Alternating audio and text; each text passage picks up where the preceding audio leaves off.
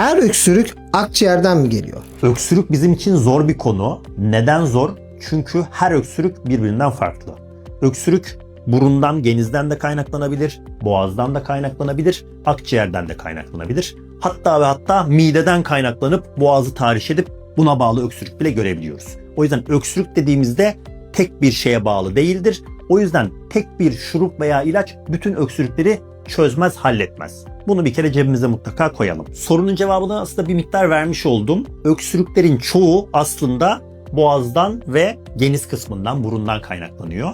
Akciğerden kaynaklanan öksürükler biraz daha nispeten azdır. Fakat tabii hem insanı biraz daha tedirgin ettiği için hem de bizim için de klinik olarak daha anlamlı olduğu için ciğerden gelen öksürükler biraz daha böyle müdahale etmeyi, tahlil, tetkik veya ilaçla araya girmeyi gerektiren durumlardır.